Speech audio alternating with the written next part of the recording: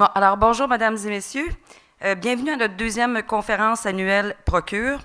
Évidemment, nous tenons à remercier tous les participants qui se sont déplacés et qui sont avec nous ce soir ici au Cerceau. On tient également à remercier tous les participants qui nous suivent en ligne sur Internet. Donc, merci de participer à notre conférence qui est également diffusée sur notre page Facebook. Je tiens à remercier infiniment le docteur Rabi Tiguer qui a accepté évidemment notre invitation là, à venir présenter. Alors, merci infiniment pour votre précieuse collaboration, docteur Tiguer. Ce que je voulais dire, c'est comme on a abordé les options de traitement pour un cancer de la prostate au mois d'avril dernier et on a vraiment brossé un tableau assez complet, on voulait tout particulièrement parler aujourd'hui de l'hypertrophie bénigne de la prostate ou prostate volumineuse, ainsi que la prostatite ou inflammation de la prostate. Pourquoi? Parce qu'on a beaucoup de questions sur notre ligne 1855 et lors de nos salons, que ce soit le salon Expo Québec ou à Montréal ou à Trois-Rivières ou peu importe où on se déplace, on va justement aborder les 3 grandes maladies liées à la prostate. Donc, exceptionnellement, on est normalement entièrement dédié au cancer, mais exceptionnellement ce soir, on voulait parler des 2 autres grandes affections comme telles. La conférence est présentée grâce à un soutien éducatif d'Astellas. Astellas, qui est un laboratoire pharmaceutique, qui évidemment mettent sur le marché de nouvelles molécules pour le traitement du cancer de la prostate. On a Janssen, qui est partenaire, ainsi que Bayer, qui sont également très impliqués au niveau du cancer de la prostate, surtout le cancer avancé. Alors, quelques rappels avant de commencer. Moi, je vous inviterais à prendre en note vos questions, parce qu'on va avoir une période de questions à la fin de la conférence. Et aussitôt que vous avez une question, vous levez la main et on ira vous porter un micro pour le docteur Tiguer entende bien la question comme telle. Alors ça, c'est d'une part. Pour ceux qui nous suivent via l'Internet, bien, vous pouvez soumettre vos questions en utilisant le bouton « Poser une question ». Puis évidemment, elles vont être lues au cours de la période de questions comme telle. Mais avant de passer la parole au docteur Tiguer, on va juste faire un petit tour de table sur Procure et qui nous sommes, si vous le permettez.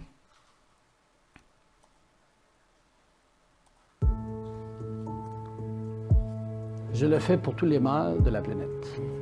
Premièrement, donner. Dites-vous que vous êtes concernés, c'est autant les femmes que les hommes. Il faut faire la recherche, il faut que les gens comprennent ce qu'il y en est, comment réagir en tant que conjoint ou conjointe, alors un ou l'autre. Et voilà, c'est pour ça qu'il faut le faire. Là. Et surtout, faites-vous examiner. C'est désagréable, mais faites-vous examiner.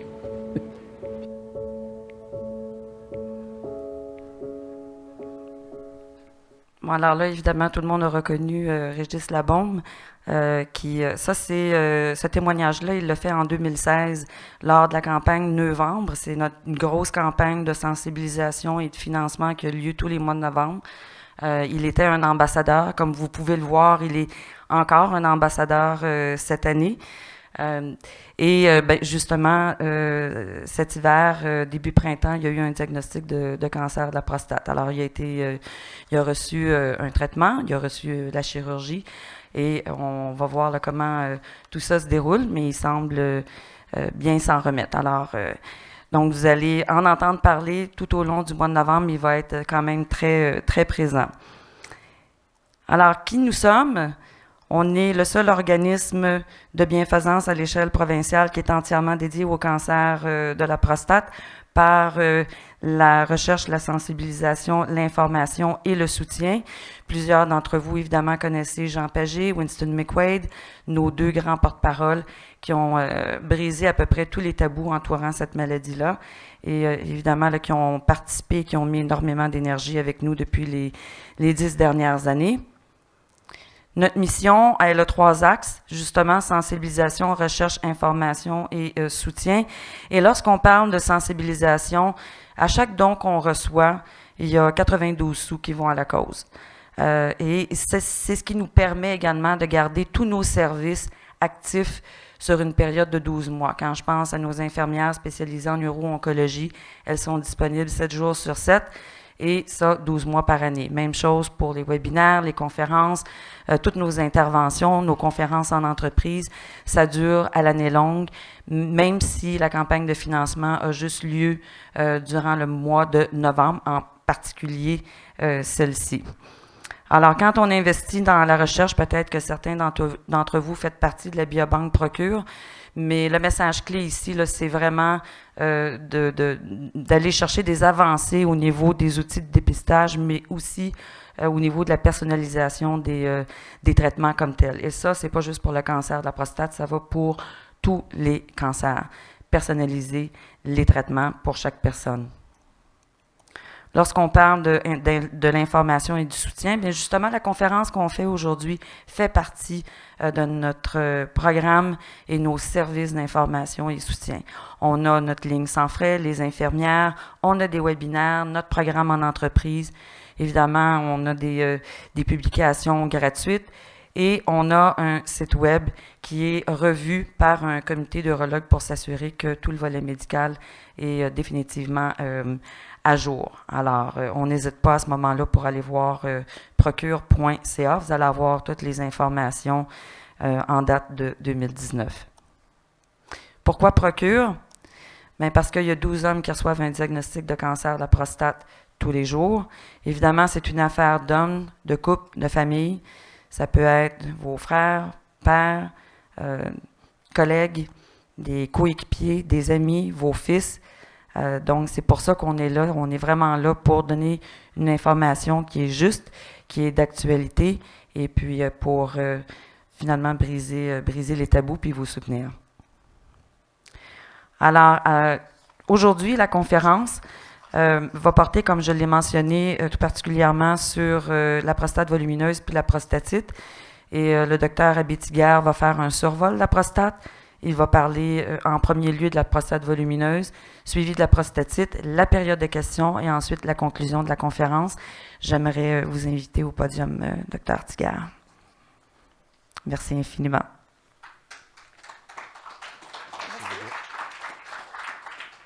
Merci beaucoup, Chantal, pour cette merveilleuse présentation. Et puis, je vous remercie tout le monde qui est venu aujourd'hui pour assister à cette conférence. Et s'il y a des questions à la fin, il me ferait un plaisir de répondre. Merci beaucoup. Donc, comme vous le savez, peut-être vous avez entendu parler des gens autour de vous, à la télé, dans les journaux, on parle beaucoup de la prostate de nos jours. On essaie de sensibiliser pour les cancers de la prostate, mais maintenant, ce que je vais vous parler aujourd'hui, c'est surtout la pathologie bénigne qui n'est pas un cancer. C'est l'augmentation du volume de la prostate. Et dans un autre volet, c'est l'inflammation ou l'infection de la prostate qui est le motif le plus fréquent pour voir son médecin de famille ou son urologue. Donc, on va parler au début sur l'hypertrophie ou l'hyperplasie bénigne de la prostate. On va parler, c'est quoi les facteurs de risque pour développer cette pathologie. Après, on va parler de la prostatite avec ses facteurs de risque, pour quoi on attrape cette maladie. Des fois, on n'en trouve pas la cause, malheureusement. Et puis après, on va finir par une période de questions. Voilà. La prostate, elle se situe où exactement cette prostate? Comme vous le voyez ici, on a la vessie. En dessous, on a la prostate. Ça, vous imaginez, c'est une coupe sagittale, c'est-à-dire c'est une coupe qui va la moitié de l'homme. C'est-à-dire, vous imaginez dans l'espace avoir l'ensemble de la prostate dans l'espace, en 3D.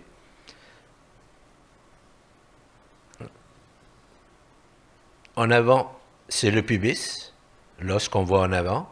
Ici, en arrière, c'est le rectum. Et juste en arrière de la prostate, c'est ce qu'on appelle la vésicule séminale. Et à travers la prostate, il y a le conduit qui va de la vessie dans le pénis. C'est ce qu'on appelle l'urètre. Il sert à deux choses. D'une part, pour véhiculer les urines, et d'autre part, pour véhiculer le sperme. C'est-à-dire le sperme, c'est les spermatozoïdes avec le liquide spermatique.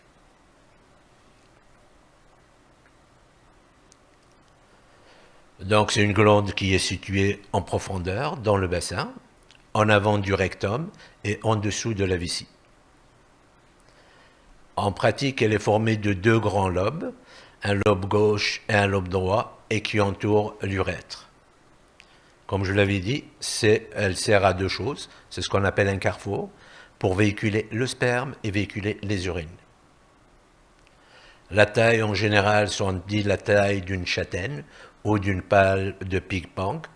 Et cette prostate, bien sûr, elle augmente de volume avec l'âge. C'est comme un bon vin, plus elle vieillit, plus elle devient bonne, en volume. Sa texture, en général, elle est lisse quand elle est bénigne. À quoi elle sert cette prostate? Parce qu'il y a un certain temps, la prostate, c'est bien d'avoir une prostate, mais à quoi elle sert? À partir d'un certain âge, on se dit, qu'est-ce que je vais faire avec cette prostate? Est-ce que j'aurais dû l'enlever bien avant ou pas?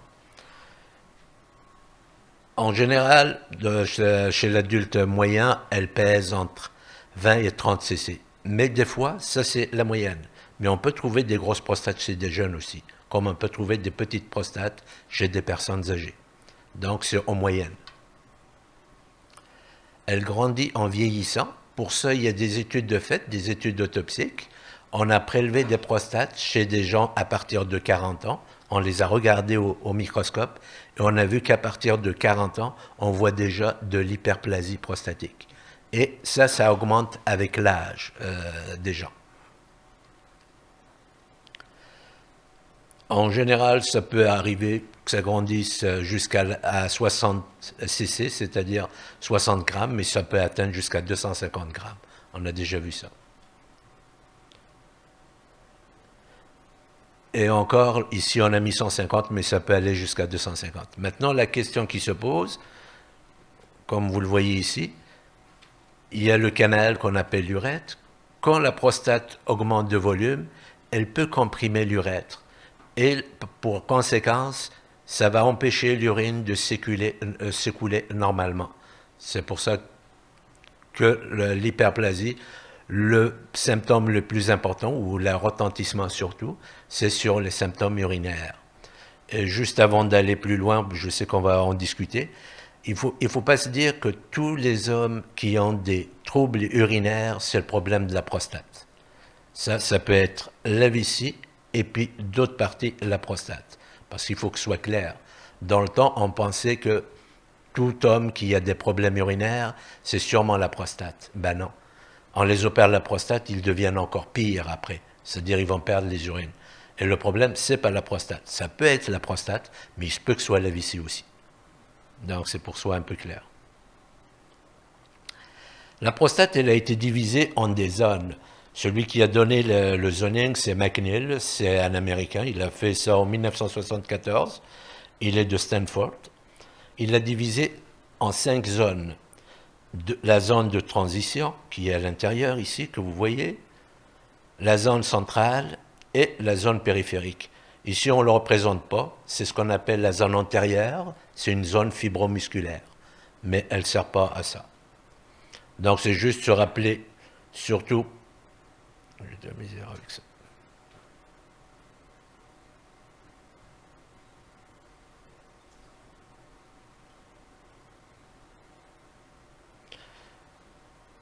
Surtout, l'hyperplasie, elle se développe aux dépens de cette zone qui est la zone de transition. Et cette zone qui entoure tout l'urètre. C'est surtout ça. Et traditionnellement, les cancers se développent plus dans les zones périphériques. Mais on peut trouver des cancers dans ces deux zones aussi, mais de moindre fréquence. Donc la zone périphérique, quand vous allez voir votre médecin pour vous examiner, ce qu'il touche en général, c'est la zone périphérique. C'est la partie postérieure de la prostate, quand on fait le toucher rectal. C'est ce qu'on touche en premier. Donc on ne touche pas tout ce qu'il y a en avant, la zone de transition, on ne la touche pas. La zone de transition, comme je l'avais dit, c'est la partie qui entoure l'urètre. Elle grossit avec l'âge. Et quand elle grossit, bien sûr, ça peut donner des problèmes pour uriner. Et la zone centrale, qui est juste entre la zone de transition et la zone périphérique, elle entoure les canaux éjaculateurs. Le canal éjaculateur, c'est le canal qui vient avec le cordon spermatique, désolé, c'est juste pour vous expliquer, et puis le petit canal de la vésicule séminale. Comme tantôt, je vous ai dit...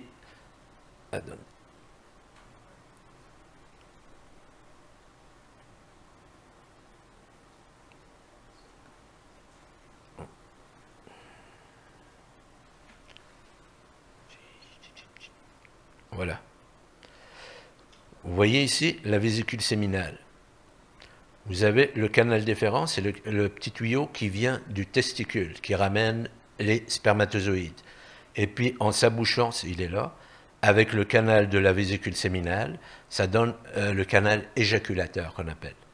Donc, c'est là, c'est entouré par la zone centrale. C'est juste pour avoir une idée. Je sais que on ne va pas faire un PhD là-dessus, mais c'est juste pour comprendre ce qui se passe.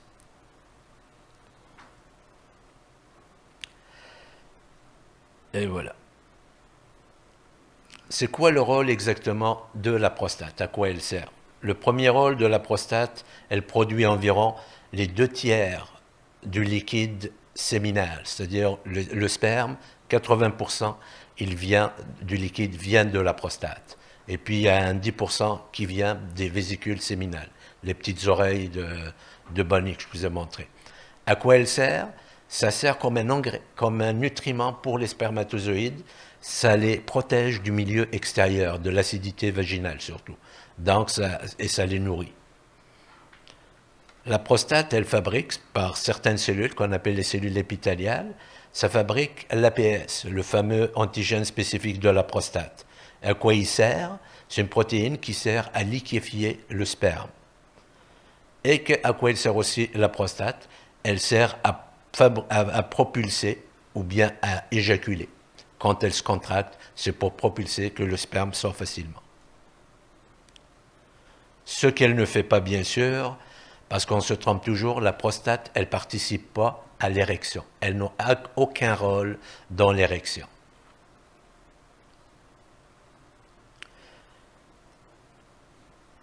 Il y a 3 types de maladies qui sont liées à la prostate.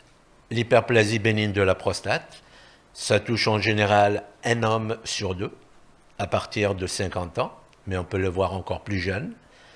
C'est un phénomène naturel, c'est comme ça, c'est la vie, donc il n'y a pas de chose. Elle augmente avec l'âge, et puis 25% des hommes atteints de l'hypertrophie ou l'hyperplasie de la prostate recevront un traitement ou ont besoin d'un traitement. Maintenant, la prostatite, ça touche un homme sur 10. Elle peut être aiguë, c'est-à-dire la phase aiguë où il y a une infection avec des germes qui passent dans le sang, qu'on appelle une septicémie. Elle peut être d'origine bactérienne ou d'origine inflammatoire. Et la 3e pathologie de la prostate, qui est le cancer de la prostate, ça touche un homme sur 7. Elle augmente avec l'âge, ça on sait sur des études autopsiques aussi, pareil. Quand plus on vieillit, plus on a des foyers de cancer. Et dans l'autre côté aussi, même quand on est jeune, on peut trouver des foyers de cancer. Ça, c'est une étude faite à Détroit sur des études autopsiques. C'est des jeunes noirs qui sont morts pour autre cause, de 24 à 38 ans. On a enlevé leur prostate, on les a analysés, et on peut trouver des petits foyers de cancer, même chez les petits jeunes. Maintenant, à quel âge ils vont se réveiller, ça c'est une autre question. Et c'est là que découle surtout la théorie pour la surveillance active. Parce qu'on s'est dit, s'il y a des jeunes qui ont des foyers, c'est possible que ces foyers ne vont pas progresser dans la vie. Donc ça vient de là, l'histoire de la surveillance active. Et dans les 3 pathologies, parce que c'est la question qu'on entend toujours, vous donnez un diagnostic de cancer à quelqu'un, il vous dit, mais moi je ressens rien du tout. Ou bien, je ressens des problèmes urinés, parce qu'il y a des gens, ils croient que avoir des problèmes urinaires, ça veut dire qu'ils ont un cancer. Ça n'a rien à voir, c'est juste un obstacle pour que la vessie se vide. Donc les 3, en augmentant de volume ou en faisant de l'inflammation, en fermant le canal, elles donnent tous les mêmes symptômes. L'hypertrophie bénigne de la prostate. C'est quoi l'hypertrophie bénigne de la prostate? On va parler des facteurs de risque, les symptômes, comment on fait le diagnostic de l'hypertrophie bénigne de la prostate, et c'est quoi les traitements qui s'offrent à cette hypertrophie bénigne de la prostate. L'hyperplasie bénigne, par définition, ça désigne la prolifération, c'est-à-dire la multiplication des cellules de la prostate. Et l'hypertrophie bénigne, ça désigne ou ça explique, c'est l'augmentation de la taille ou le volume de la prostate. Bien sûr, c'est une tumeur bénigne, ce n'est pas un cancer. Elle est responsable de la grande majorité des troubles mictionnels, comme je vous l'avais dit, mais elle n'est pas à 100% responsable des troubles mictionnels. Donc, il faut faire la part des choses. Il se peut que si on a des troubles, que ce n'est pas uniquement la prostate. Des fois, ça peut être aussi la part de la vessie. L'exemple que je vais vous donner, quelqu'un qui va aller uriner assez souvent, ça ne veut pas dire que c'est juste la prostate. Peut-être qu'il a une vessie hyperactive. Et ça, c'est un autre problème qu'il faut regarder aussi. Bien sûr, c'est un motif de consultation fréquent chez le médecin de famille. L'hypertrophie est l'affection la plus fréquente de l'homme âgé. Ça représente à peu près 70% des hommes de plus de 60 ans. Et 90% des hommes de 70 ans ont histologiquement, ça veut dire on a pris les prostates, on a analysé ça au microscope et on a trouvé qu'il y a de l'hyperplasie bénigne. Donc 90% au-dessus de 70 ans ont une hyperplasie, mais ça ne veut pas dire que tous ceux qui ont une hyperplasie ont des problèmes urinaires. C'est pour ça qu'on peut avoir une grosse prostate sans être incommodé par les symptômes urinaires. Ce qui va nécessiter, 25% à peu près, vont nécessiter un traitement. Donc, un homme sur 4 aura besoin d'un traitement, que ce soit médical, les médicaments, ou que ce soit la chirurgie, ou la chirurgie minimalement invasive. Les facteurs de risque. On entend tellement beaucoup de facteurs, mais il n'y a que 2 qui sont vraiment reconnus. C'est l'âge. Quand c'est supérieur à 50 ans, c'est sûr, on a plus de malchance ou de chance de développer une hyperplasie de la prostate. Et les gens qui présentent ou qui prennent de testostérone, parce que la testostérone va être transformée dans le corps en dihydrotestostérone, et c'est là, grâce à la 5-alpha-réductase. La présence de cette hormone, ça va agir sur la prostate et ça va la faire grossir, comme un engrais, si je peux l'expliquer comme ça.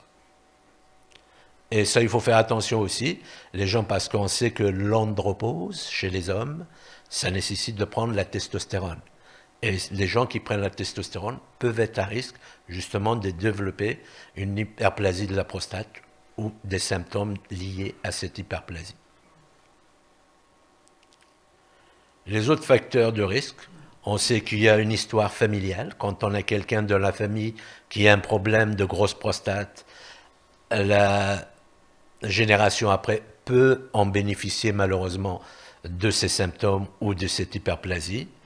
Les origines ethniques, on sait que les Asiatiques en général ont des petites prostates par rapport aux blancs et aux noirs. On sait, c'est des études, mais pas vraiment bien défini, que l'obésité abdominale est un facteur de risque d'avoir une grosse prostate, et les gens qui ne font pas de l'exercice. Est-ce qu'on peut prévenir ça? Oui, ça peut être prévenu.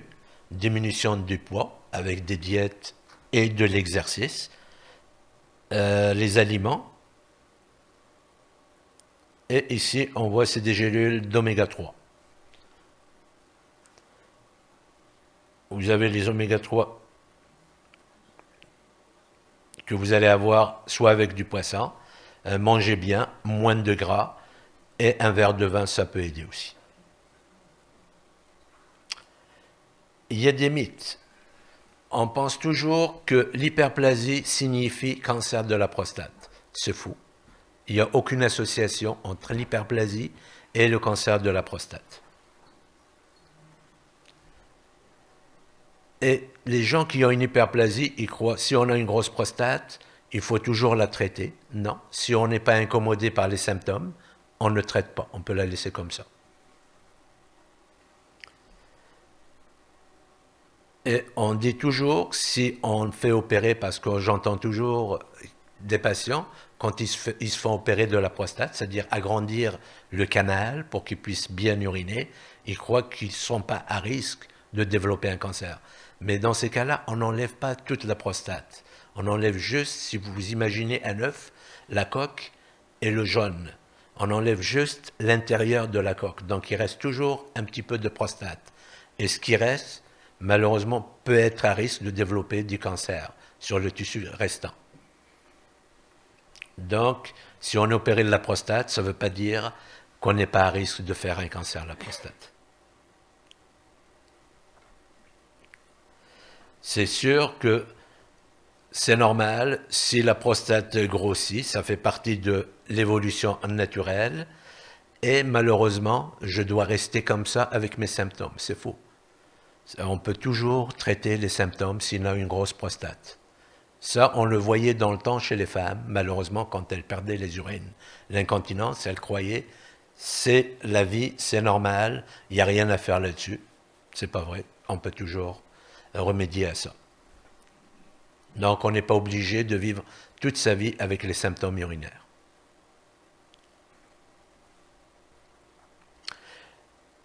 Et ils disent toujours, oh, il n'y a personne d'autre dans mon cercle de connaissances, je connais personne qui a ce genre de problème.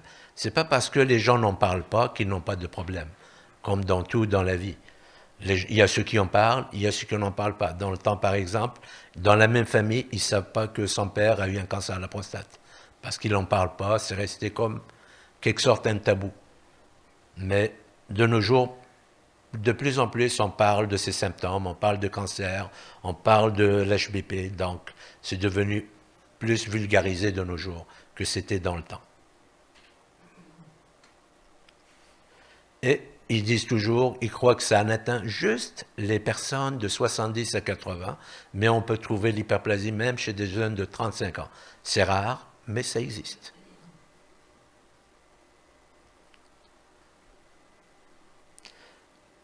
Il y a certains qui disent toujours, ça reste dans la mythologie, si j'en fais pas de cas, la situation, ça va s'améliorer tout seul. Au contraire, si on a des symptômes, on en voit encore, j'en ai vu un cette semaine encore, 8 litres dans la vessie.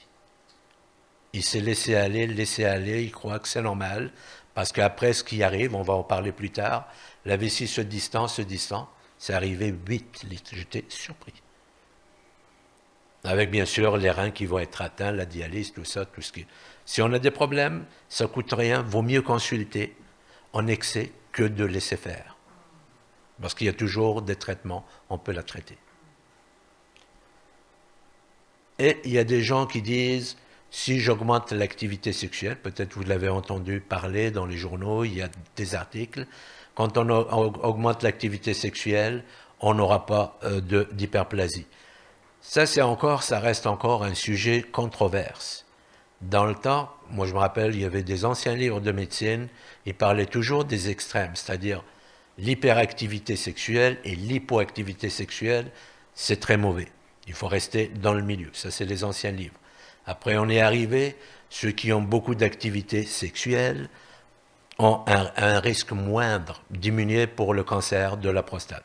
Ça n'a pas été encore prouvé, c'est des hypothèses. Et puis, ceux qui n'en ont pas sont à risque. Et maintenant, on arrive sur l'hyperplasie aussi. Ils disent, les gens qui ont beaucoup d'activité sexuelle, le fait de vider son sperme tout le temps, peut-être la prostate ne va pas être grosse. Ça, c'est juste une mythologie, c'est pas vrai. Ça n'a aucun impact. Au contraire, les gens qui ont une hypertrophie, une hyperplasie, ont en quelque sorte une sorte justement de dysfonction érectile, parce que ça les empêche, quand ils éjaculent, après uriner, tout ça, donc ils préfèrent ne pas avoir de rapport sexuel à cause de ça.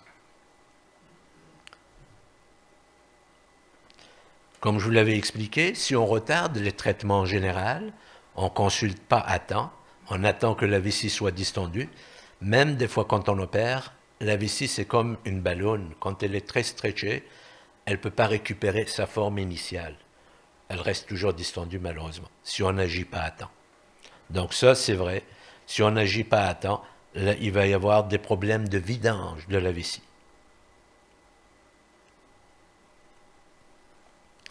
Plus la prostate est grosse, plus sont les symptômes. Ça, c'est vrai, mais ce n'est pas du 100%, parce qu'il y a des grosses prostates qui n'occasionnent aucun problème. Alors, il y a des toutes petites prostates qui occasionnent beaucoup de problèmes. Et ceci, ça dépend justement de l'évolution ou du développement de la prostate. Si vous voyez tout à l'heure, comme je vous ai parlé, la prostate, surtout la zone de transition, elle entoure le canal, l'urètre. Si cette prostate se développe vers l'intérieur du canal, c'est sûr, même si elle est petite, elle va occasionner justement des troubles. Et il y a d'autres prostates, si elles se développent vers l'extérieur, elle n'occasionnera pas des problèmes. Donc c'est valable, mais ce n'est pas du 100%. Maintenant, les symptômes. Quand on a une hyperplasie de la prostate, qu'est-ce qu'on ressent en général? On a une difficulté ou une gêne à uriner. Et quand on urine, le jet, il peut être faible, il peut être interrompu ou ce qu'on appelle en saccade. On a toujours une mauvaise vidange de la vessie, c'est-à-dire on a la sensation que la vessie se vide très mal. On a ce qu'on appelle un besoin fréquent d'aller uriner. Au lieu d'uriner moins de 6 par 24 heures, on va uriner 8, 10 fois, on se lève 4, 5 fois la nuit, ce qui a un impact sur le sommeil.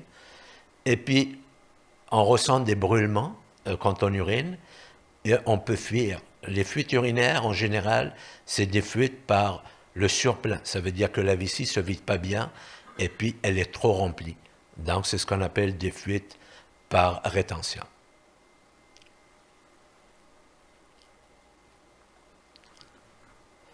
Actuellement, ce qui est reconnu de façon internationale, il y a un questionnaire, peut-être vous l'avez vu, où on pose 7 questions sur justement les symptômes, et puis une question sur la qualité de vie.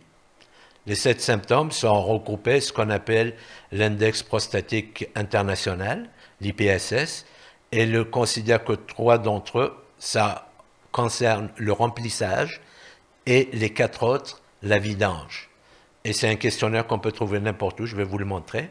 Vous allez voir, en le remplissant, on voit déjà une idée, en fonction du score, comment la personne est justement atteinte ou pas.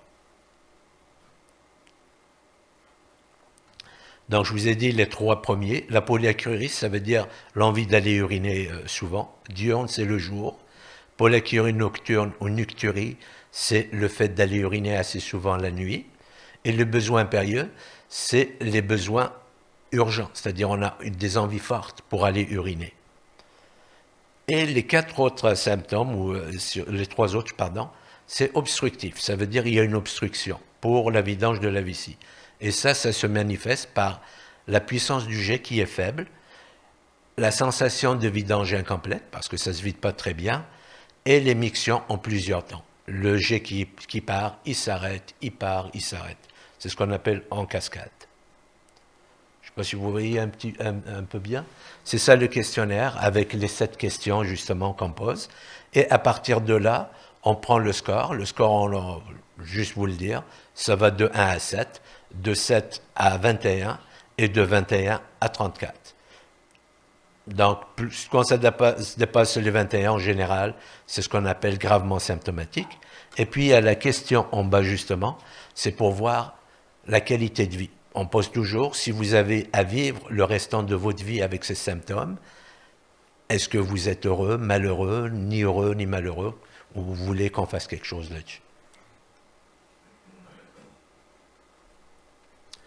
Maintenant, pour faire l'examen, il y a toujours l'examen physique qui est très important. Il y a 2 manières d'examiner la prostate, soit couché sur le côté, comme font la majorité des médecins de famille. Les urologues, en général, c'est penché en avant, sur les coudes. C'est comme ça qu'on fait, pour 2 raisons. Parce que quand on est comme ça, le patient, en général, il ne bouge pas, même s'il veut aller plus loin, il est coincé. Et sur le côté, en général, on palpe moins bien la prostate. Voilà pourquoi on le fait de cette façon. Et le reste de l'examen, bien sûr, une fois qu'on a palpé la prostate, on fait un examen succinct pour voir s'il n'y a pas de résidus post-mictionnels, c'est-à-dire on palpe le bas du ventre, et puis après on palpe les reins s'ils n'ont pas mal, les loges rénales, et un examen neurologique sommaire, c'est ce qu'on fait en général. Maintenant le diagnostic, comment faire le diagnostic? Il y a des tests qu'on demande en général, et les experts de façon internationale, ils recherchent toujours s'il n'y a pas une infection urinaire. Ça, il faut le faire, un examen d'urine. Nous, ici, on ne le fait pas par bandelette au cabinet, mais on demande un examen d'urine qui est fait au laboratoire. Et puis, on dose la créatinine. La créatinine, ça reflète exactement la fonction du rein. Donc, c'est dans le sang. On fait une prise de sang. Dosage de l'APS, c'est selon la discrétion de l'urologue. Mais en général, on le demande. Ça va nous donner 2 idées. Est-ce que c'est juste le volume de l'APS? Parce que en ouvrant une parenthèse, il y a beaucoup de gens qui vont être envoyés ou adressés par le médecin de famille pour une élévation de l'APS. Et l'élévation de l'APS, ce n'est pas systématiquement un cancer de la prostate. Il peut être élevé dans des circonstances de cancer, il peut être élevé dans l'hyperplasie, il peut être élevé aussi dans la prostatite. D'ailleurs, la prostatite, on ne fait jamais d'APS quand on est infecté. On va le trouver toujours élevé et ça ne reflète rien du tout, on ne le fait pas. Donc l'APS, il peut être fait. Ça, c'est juste, on le fait en général pour 2 choses. Pour le contrôle des médicaments, parce qu'il y a certains médicaments qui vont diviser l'APS de moitié quand on le prend, le Proscar et l'Avodart, l'APS va diminuer de moitié, et ça va me donner une idée sur le volume de la prostate, est-ce qu'il est diminué par rapport aux médicaments quand on fait l'APS. Et on fait ce qu'on appelle une débimétrie, ça selon la discrétion de l'urologue, ce n'est pas tous les centres qui ont la débimétrie. Et c'est quoi la débimétrie? Ça va mesurer justement la puissance du jet, la force du jet. Je vais vous montrer dans l'autre diapo. Et ça nous donne une courbe. Et en fonction, c'est mesuré en millilitres secondes. Si c'est supérieur à 15 millilitres secondes, ça me dit qu'il n'y a pas d'obstruction. Si c'est inférieur, ça veut dire qu'il y a une obstruction quelque part. Et puis on regarde toujours, on fait un bladder scan. Pas besoin de faire une échographie pour ça. Un bladder scan qu'on fait à la clinique pour voir s'il reste de l'urine dans la vessie ou pas. Et on peut rajouter un catalogue mictionnel ou un calendrier mictionnel. Ça, c'est pour justement distinguer si ce n'est pas une vessie hyperactive. Ça va me donner une idée sur le comportement de la vessie. Ça, c'est un questionnaire. C'est même pas un questionnaire, c'est quelque chose que tout le monde peut faire à la maison. C'est sur 2 jours successifs. On va regarder qu'est-ce qu'on a pris comme liquide et qu'est-ce qu'on a uriné comme liquide. Et en marquant le volume et l'heure que c'est fait. Sur 48 heures, ça donne une idée sur le comportement de la vessie. La débimétrie, comme je vous l'avais dit, vous voyez en haut, la première courbe, c'est comme une cloche, on dit. Donc, il n'y a pas d'obstruction. Et la deuxième courbe, en bas, vous voyez qu'elle est presque plate. Ça veut dire que ça ne sort pas bien, ça veut dire qu'il y a une obstruction. Et encore plus bas, c'est l'émiction en saccade. Ça veut dire que ça urine, ça diminue, ça urine, ça reprend. Donc, les courbes, en général, on les regarde. Comme je vous l'ai dit, ce n'est pas obligatoire, mais ça peut aider au diagnostic. Les autres examens, c'est les examens urodynamiques. Pourquoi on fait les examens urodynamiques? Ça veut dire quoi? Ça veut dire qu'on va essayer de mesurer les pressions de la vessie. Pourquoi on le fait? Parce que si on a une rétention, c'est-à-dire une vessie qui ne se vide pas, pas tout le monde, mais certains patients, on veut savoir si on enlève l'obstacle, est-ce que la vessie est capable de se contracter pour se vider? Est-ce que réellement l'opération va changer le devenir ou la vie du patient avant de proposer une opération? Parce que si la vessie est distendue, comme l'exemple que je vous ai donné, 8 litres, même si on l'opère, ça ne donnera pas grand-chose parce que la vessie, elle ne va pas se contracter pour se vider. Donc c'est pour ça qu'on fait l'étude urodynamique. Des fois, on demande une échographie des reins, parce que quand il y a des gens qui ont une créatinine, l'enzyme que je vous ai parlé tout à l'heure, la créatinine, c'est élevé, il faut demander une échographie pour voir si les reins ne sont pas dilatés, s'ils ne sont pas enflés. Et puis, on demande aussi le volume de la prostate. Pourquoi on fait ça? Parce qu'avec les nouvelles thérapies de nos jours, je vais vous parler brièvement tout à l'heure, les lasers, l'urolift, le traitement par la vapeur, l'hélium, tout ça, ça prend des petites prostates, pas les grosses prostates. On ne peut pas les traiter avec ces thérapies. Et la cystoscopie, pourquoi on fait la cystoscopie? La cystoscopie, ça consiste à rentrer une caméra par le pénis et aller dans la vessie. C'est sûr, en entendant juste le mot cystoscopie, ça fait peur. Mais je l'ai déjà eu, c'est quelque chose qui est désagréable, c'est vrai que c'est pas agréable, mais ça se tolère très bien. Il y a juste un endroit, quand on essaye de passer, c'est ce qu'on appelle le sphincter, parce que ça pousse, là, il ne faut pas se contracter, il ne faut pas serrer les fesses, il faut se laisser aller. Et ça se passe très bien. Le but de faire la cystoscopie, c'est pour voir déjà l'intérieur de la prostate, la forme de cette prostate, et puis voir s'il y a des pierres ou quelque chose qui sont rajoutées dans la vessie, parce que des fois, il y a des pierres, ou on voit aussi des petites poches. C'est ce qu'on appelle les diverticules.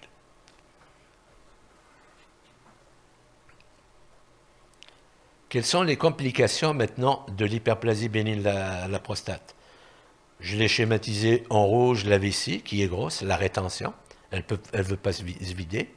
Ça peut atteindre les reins, ça va donner l'insuffisance rénale. Ça peut donner des infections à répétition, qui récidivent. Ça peut faire des calculs dans la vessie. Et ça peut occasionner des pierres dans la vessie.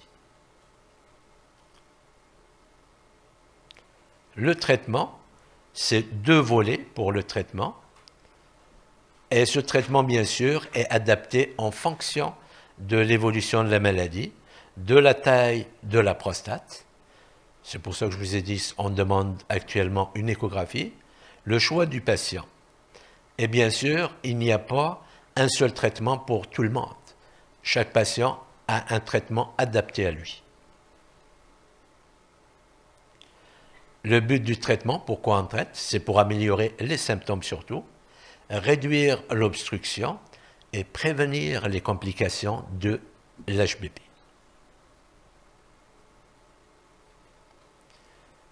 Il y a 2 volets. Il y a le côté médical, c'est des pilules qu'on prend. Il y a les extraits de plantes qui peuvent marcher, la phytothérapie. Il y a l'autre, une catégorie qu'on appelle les alpha-bloquants ou alpha-blockers. Qu'est-ce qu'ils font? C'est des médicaments, ils vont ouvrir le col de la vessie. Ça relâche, ça agit très vite. Au bout de 24 à 48 heures, ces médicaments, ils fonctionnent.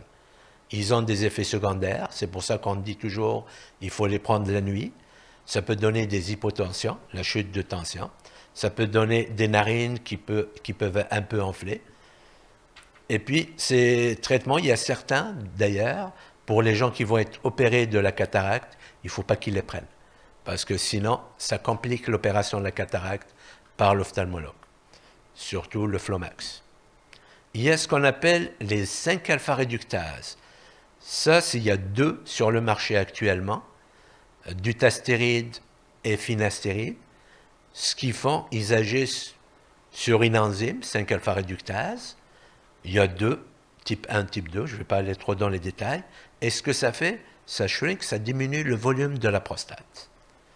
Donc, ces traitements, il y a un, c'est pour ouvrir le canal, l'autre, c'est pour diminuer le volume de la prostate. Il y a d'autres, mais qui coûtent cher, c'est les médicaments qu'on donne pour les érections, le Viagra, le Cialis, mais ça coûte trop cher et ce n'est pas couvert pour donner les mêmes résultats. Ce qui est vraiment important dans ça, c'est les gens qui ont une dysfonction érectile avec des problèmes d'HBP. Ça peut être intéressant, mais comme je vous ai dit, ce n'est pas couvert. Et ça revient trop cher pour payer. Et puis, il y a ce qu'on appelle les myorelaxants, c'est-à-dire des médicaments pour relâcher la vessie. Parce que les gens qui ont l'hyperplasie peuvent avoir d'autres symptômes, ce qu'on appelle l'hyperactivité vésicale, dont je vous ai parlé tout à l'heure, la vessie qui se contracte toute seule.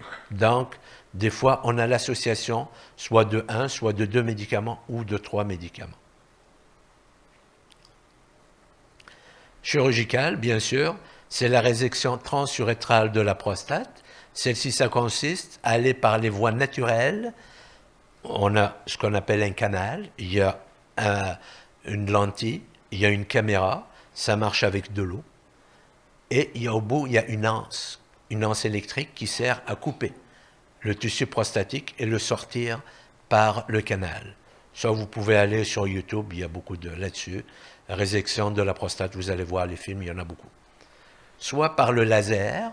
Le laser, qu'est-ce que ça fait? ça va vaporiser la prostate et ça va sortir en fumée. L'inconvénient du laser, c'est qu'on n'aura pas de tissu pour analyse de la pathologie. Mais ça saigne moins, par exemple. Il y a d'autres techniques, c'est waterjet, c'est avec de l'eau, on essaye de détruire le tissu prostatique. Urolift, c'est des petits crochets qu'on met de chaque côté pour ouvrir le canal. Le Lysium, c'est des petites aiguilles qu'on injecte dans la prostate par les voies naturelles. On regarde, on arrive au niveau de la prostate, on injecte une aiguille et en appuyant sur un autre bouton, ça délivre de la vapeur. Et la vapeur, on sait que ça va tuer par la suite les cellules prostatiques et ça va faire comme un cône et ça va ouvrir le canal. Et l'autre, la thermothérapie, c'est pas quelque chose de nouveau, mais ça marche moins bien. Mais c'est une alternative. Ça, désolé, c'est une slide en anglais, mais je pense que ça vaut le coup je vous en parle. Donc, je vous ai dit, c'est pas tout le monde qui est traité. Il y a des gens qu'on surveille, s'ils ne sont pas incommodés, s'ils n'ont aucune disturbance de la qualité de vie, c'est-à-dire ils sont contents de vivre comme ça. Je ne suis pas obligé de leur donner des médicaments ou quelque chose. On a fait le tour, on a regardé la vessie, on a examiné la prostate, elle est grosse, c'est correct, mais il n'y a aucun symptôme, ça n'a aucune répercussion sur les reins. On fait juste les surveiller. Par contre, il y a d'autres thérapies. L'alimentation supplémentaire, bon, il y a des gens qui croient à la courge, il y a des gens qui croient à certains traitements comme l'eucopine, comme les isoflavines, les oméga 3, mais ça reste à prouver là-dessus. On n'a pas vraiment d'études solides pour dire que ça va marcher. Par contre, les alpha-bloquants, c'est ce que je vous ai dit tout à l'heure, ça agit sur la musculature lisse, ça ouvre le col et le canal de la prostate. On a les 5-alpha-réductases, c'est l'avodar qui est le dutastéride et le finastéride, ça réduit le volume de la prostate. On a les inhibiteurs de la PDE5, c'est le Cialis et le Viagra. Les antimuscariniques, c'est les médicaments qui relâchent la musculature de la vessie. Et comme je vous ai dit, on peut avoir une combinaison de 1, de 2 ou de 3 de ces médicaments. Injectable, c'est l'hormonothérapie. C'est très très rare qu'on utilise ça. Ça m'est arrivé de l'utiliser 2 fois dans toute ma carrière. En général, c'est des prostates énormes. Elles sont très très grosses et l'individu ne veut pas se faire opérer, c'est-à-dire en général quand elles sont très grosses, on ouvre et on enlève l'intérieur de la prostate ou on le fait par robotique. Mais chez lui, il ne veut pas cette opération. Alors l'autre alternative, c'est donner l'hormonothérapie. 3 mois après, la prostate est réduite de volume et je pouvais aller par les voies naturelles réséquer justement, opérer de la prostate pour éviter justement la grosse opération. Et puis, il y a d'autres médicaments, c'est injectable, mais qui sont encore dans le domaine de la recherche. Les thérapies minimalement invasives, ça, c'est l'ablation par l'eau. Microwave, c'est la thermothérapie. La vapeur, Lysium. Et puis, d'autres qui sont mécaniques. Désolé si je rentre trop dans les détails, c'est juste pour vous ayez un aperçu. C'est des petits crochets qu'on met à l'intérieur. Et Urolim, ça ne s'utilise plus parce qu'on a vu que c'est le tissu, il va passer à travers les mailles de l'Urolim. C'est comme un ressort qu'on met à l'intérieur, que ça reste ouvert, mais malheureusement, ça ne marche pas. C'est facile à poser, mais une fois que le tissu pousse à l'intérieur du ressort, c'est difficile à enlever ce ressort et c'est même plus utilisé. D'autres alternatives, au lieu de réséquer complètement la prostate, si c'est juste une petite prostate, on peut juste ouvrir, faire des sillons à l'intérieur, comme des coupures pour ouvrir le canal, ou bien réséquer, ou bien utiliser les lasers. C'est ce qui se fait aujourd'hui. Et puis quand on va, par exemple, l'énucléation, ça se fait rarement, vraiment, ouvrir pour enlever une grosse prostate. C'est très rare de nos jours parce qu'on dispose des moyens qui sont plus facile à utiliser que d'aller ouvrir parce que ça nécessite une hospitalisation, une cicatrice et la récupération quand même qui est un peu longue. Donc, comme je vous l'avais dit tantôt, les traitements, on peut utiliser plusieurs combinaisons. On utilise un alpha-bloquant, c'est-à-dire la pilule qui fait ouvrir le canal, inhibiteur de la 5-alpha réductase, ou les deux en même temps, ou les trois avec un myorelaxant de la vessie, ce qu'on appelle un antimuscarénique. Bien sûr, quand vous allez des fois dans les toilettes, les gens, c'est pour juste vous faire rire un petit peu, on regarde le jet de l'autre, comment que c'est.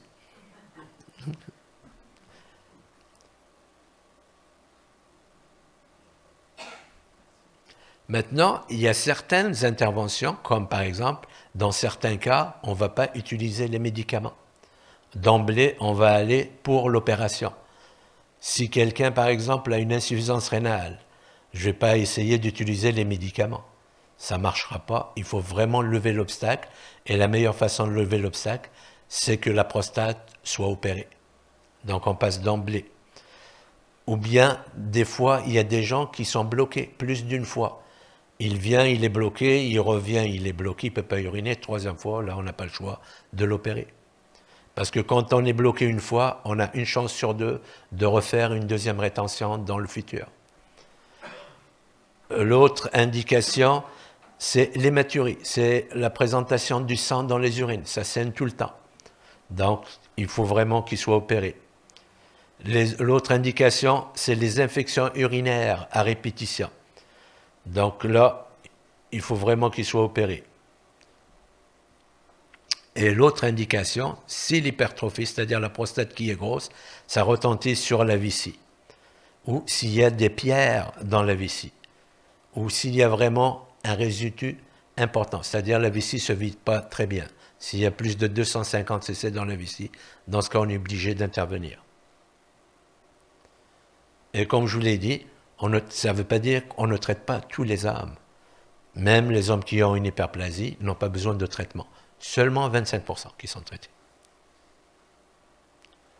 Ça, c'est les lignes directrices canadiennes.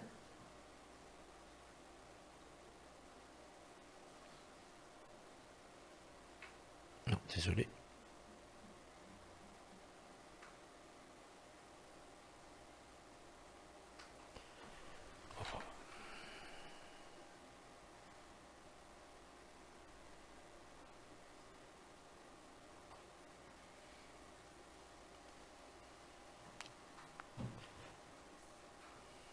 Donc ça, c'est un diagramme qui permet justement de bien cibler la conduite à tenir chez un homme qui présente une hypertrophie de la prostate.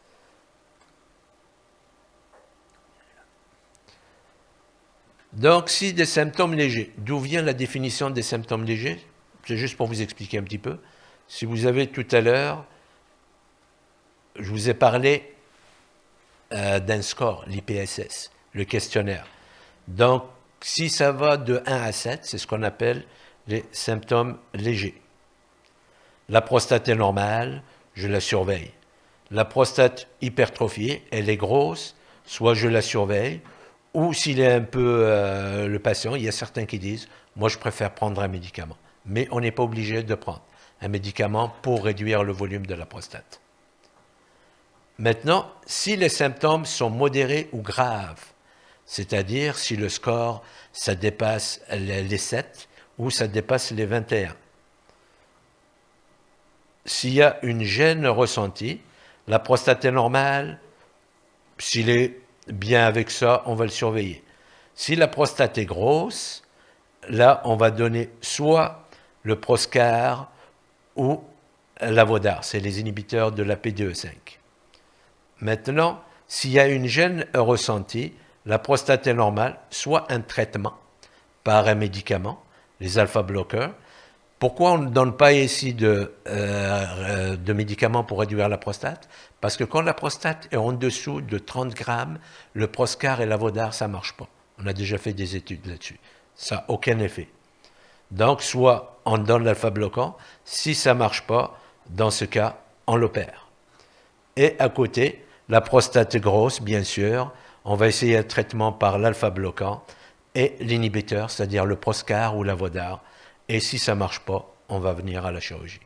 Ça, c'est en général, c'est le diagramme qu'on utilise même nous pour justement discuter avec le patient de ce qu'il veut qu'on fasse. Le choix, bien sûr, du traitement, il repose sur le choix du patient lui-même, de la qualité de vie du patient, des symptômes, du volume de la prostate et des complications. En conclusion, 50% des hommes ont de l'hyperplasie bénigne de la prostate histologiquement, c'est-à-dire on a regardé au microscope. 25% des symptômes urinaires sont modérés à sévères. Ce ne sont pas tous les hommes avec l'HBP qui vont développer des symptômes du bas appareil urinaire, c'est-à-dire ce n'est pas tous les hommes avec l'hyperplasie qui vont avoir des symptômes, on l'a déjà vu. Et tous les hommes avec des symptômes du bas appareil urinaire n'ont pas forcément de l'HBP. C'est ce que je vous ai dit tantôt, parce que si vous regardez les femmes, elles ont bien les mêmes symptômes chez les hommes, mais elles n'ont pas de prostate. Donc ça ne veut pas dire que tous les symptômes urinaires, c'est dû à la prostate. Ça peut être dû aussi à la vessie. Voilà pour la première partie de l'HBP. S'il y a des questions, je les prendrai après, il n'y a aucun problème. La prostatite. C'est quoi la prostatite? C'est une inflammation douloureuse de la prostate. Malheureusement, c'est une infection courante qui peut toucher les hommes à tout âge. On le voit chez les jeunes, comme on les voit chez les personnes âgées. On va parler des symptômes de la prostatite. On va parler comment on va faire le diagnostic et c'est quoi les traitements de cette prostatite. La prostatite est divisée en 4 grandes catégories, en 4 classes. On a les prostatites aiguës, qui sont dues en général à des bactéries. Et c'est une pathologie très parlante. Quand on voit quelqu'un avec une prostatite, je vous en parlais plus tard, il a de la fièvre, il a des douleurs, il a des problèmes urinés, et quand on examine sa prostate, elle est douloureuse. Ça, c'est vraiment le tableau classique de la prostatite. Il y a les prostatites chroniques bactériennes. En général, ce sont des prostatites qui arrivent, qui partent, qui arrivent. C'est d'une façon chronique et cyclique, avec des épisodes bien sûr infectieux aigus. Il y a les prostatites chroniques, douleurs pelviennes chroniques. C'est des douleurs pelviennes, ils ont toujours mal au bas du ventre, quand ils s'assoient, quand ils font plein de choses, mais il n'y a pas vraiment de germes dans les cultures d'urine ou les cultures de sperme. Et la dernière catégorie, c'est les prostatiques inflammatoires asymptomatiques. C'est découvert sur les pièces de la prostate pour des gens qui sont morts ou des gens qui ont eu des biopsies pour autre chose. Des fois, on découvre qu'ils ont des prostatites. Les facteurs de risque, l'HBP, si quelqu'un a une hyperplasie bénigne de la prostate qui vide bien mal sa vessie, qu'il fait des infections urinaires, sûrement il va faire une prostatite.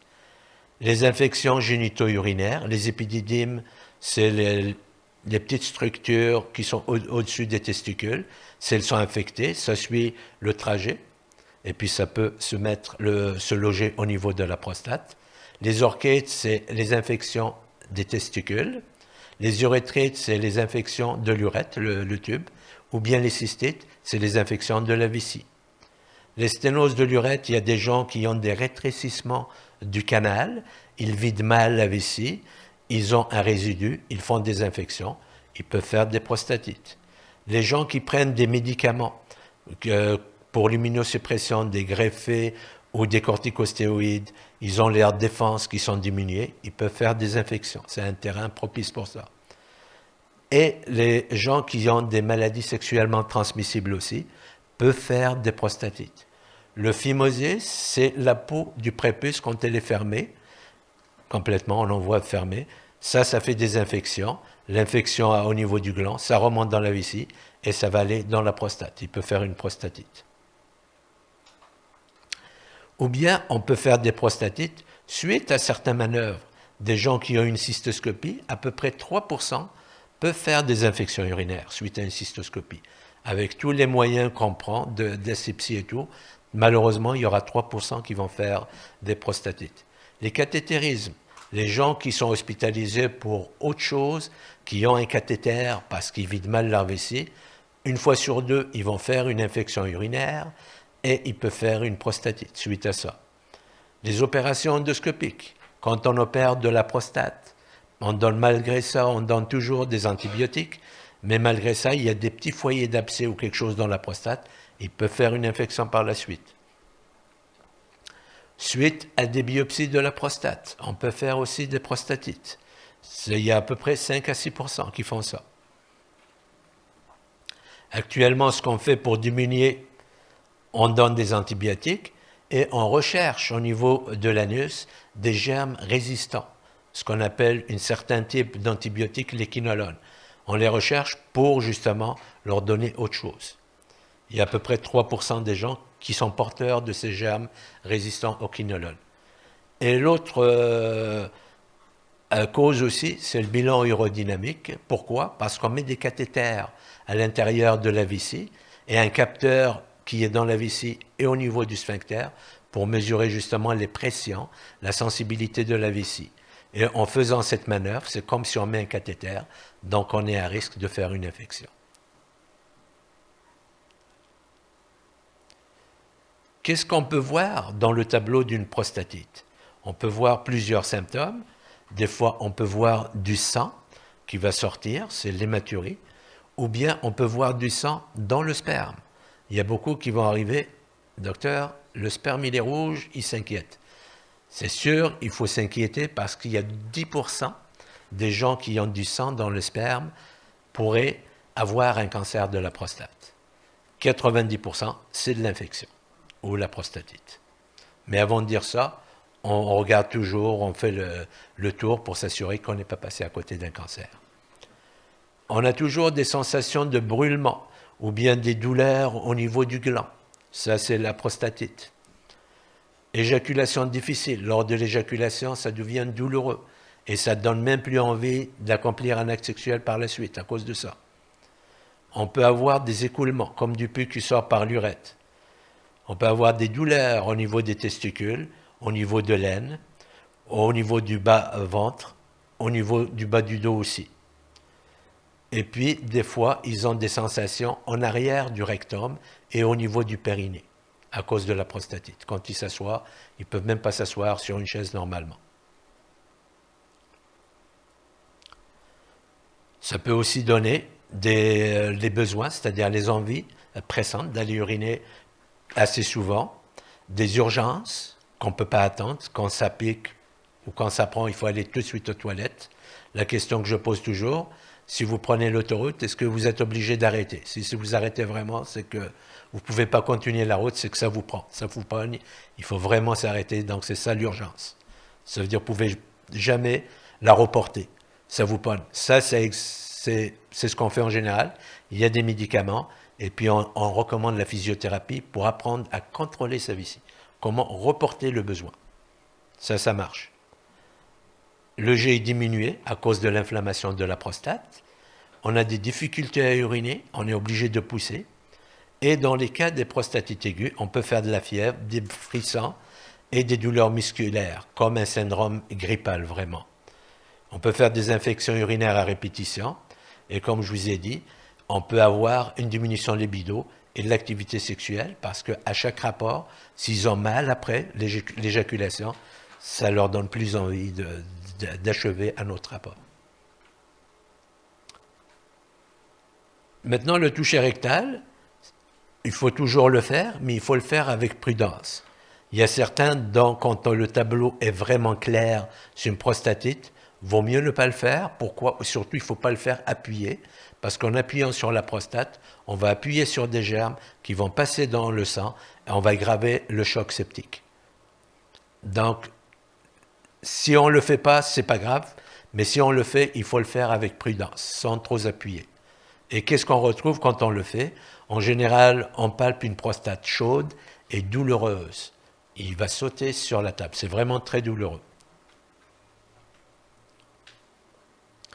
Ça, c'est la technique faite par le docteur Stamé, qui est maintenant à la retraite. C'est un urologue de Stanford.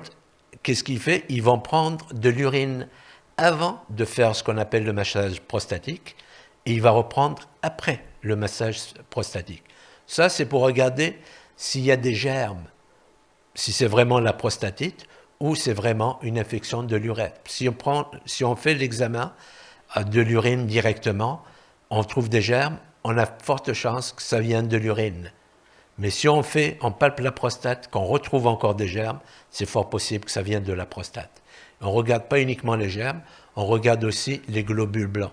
Les globules blancs, c'est un signe d'inflammation, pour voir s'il y en a ou pas. Maintenant, qu'est-ce qu'examen qu'on peut demander pour éclaircir justement le diagnostic, pour faire ce diagnostic? On peut faire l'analyse d'urine pour retrouver s'il n'y a pas de germes. Ça va déjà poser le diagnostic et ça va nous permettre de cibler ce germe avec l'antibiotique adéquat parce qu'on nous fait ce qu'on appelle l'antibiogramme qui va nous donner la sensibilité de ce germe. Donc, ça va le cibler. Les hémocultures, ça c'est dans n'importe quelle fièvre. Quand on arrive à l'hôpital, on fait de la fièvre, on prend toujours du sang, on va rechercher s'il n'y a pas des germes dans le sang. C'est ce qu'on appelle les hémocultures. On fait un test d'urine avant et après le massage prostatique, surtout dans les prostatites chroniques. On fait une formule sanguine pour regarder le globule blanc, si vraiment ils sont très élevés ou pas. On fait ce qu'on appelle un bilan sanguin, ionogramme sanguin, pour regarder le potassium, le sodium, la créatinine. Mais, comme je vous l'avais dit tantôt, on ne fait jamais de dosage d'APS quand il y a une prostatite. On sait d'emblée qu'il va être élevé, ça va plus stresser le patient et le médecin qui le fait. Et ça ne sert à rien dans la période aiguë. On peut le faire, mais à distance de la prostatite. Il faut attendre au moins 3 mois avant de le faire. Les autres examens, on va faire ce qu'on appelle un bladder scan, c'est-à-dire un scanner de la vessie pour voir si elle se vide ou pas. Parce que quand il y a une inflammation de la vessie, ça peut obstruer ou ça peut fermer le canal. Donc la vessie ne se vide pas bien. Et si la vessie ne se vide pas bien, c'est un réservoir de germes.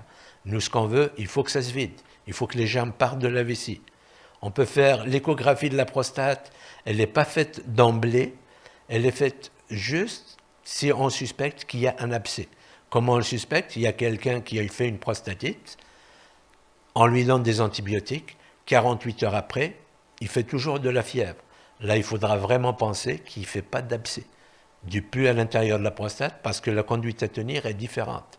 S'il fait un abcès, il faut le drainer, il faut enlever le pus. Et on le fait de 2 manières, soit avec l'échographie, dans le rectum, on met une aiguille, on vide la pochette de pus, ou bien par les voies naturelles, on creuse la prostate et on fait ressortir le pus. Le scanner, justement, c'est un très bon examen pour la prostate, pour rechercher des abcès. Le traitement en général, c'est des antibiotiques qu'on donne, au moins 4 semaines. On donne des anti-inflammatoires pour diminuer l'inflammation et la douleur. Si les gens ont de la misère à uriner, on rajoute un médicament de la prostate qui est l'alpha-bloquant pour que la vessie se vide très bien. Si la prostate est très grosse, parfois on peut donner un 5-alpha-réductase pour diminuer le volume de la prostate. On met une sonde vésicale ou un cathéter à travers le ventre, si on appelle un cathésus pubien, si la vessie se vide mal. Et bien sûr, il faut soutenir moral, discuter avec le patient, parce que c'est un non. Surtout dans les prostatites chroniques, parce que c'est récurrent, ça revient toujours, et les gens sont tannés de faire ça. Les complications qui peuvent arriver, septicémie, c'est le choc septique, ça nécessite la réanimation, l'abcès de la prostate et rétention urinaire.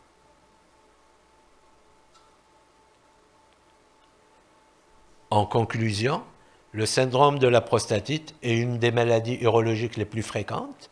C'est le motif le plus fréquent de consultation, soit chez le médecin de famille ou en urologie. Les formes bactériennes, là où on retrouve les formes aiguës, sont principalement traités par les antibiotiques, ce qui permet d'atteindre, dans la majorité des cas, une guérison. Par contre, il faut faire attention, ce n'est pas toutes les douleurs pelviennes que c'est des prostatites. Parce qu'on peut avoir une cystite interstitielle, surtout chez les jeunes, qu'on considère que c'est une prostatite, mais ce n'est pas une. Il faut faire attention au diagnostic différentiel. Et c'est pour ça que des fois, il faut faire des examens un peu plus poussés, justement, pour savoir s'ils n'ont pas des problèmes de colonne vertébrale, s'ils n'ont pas des problèmes du nerf honteux, s'ils n'ont pas une cystite interstitielle, avant de dire vraiment c'est la prostatite. Quand c'est clair, quand le tableau clinique est clair, c'est bien. Mais les prostatites chroniques, des fois on met tout sur le dos de la prostatite chronique, alors que c'est le syndrome douloureux pelvien, où ce n'est pas vraiment juste la prostate, il y a autre chose à côté. Merci à vous. Voilà.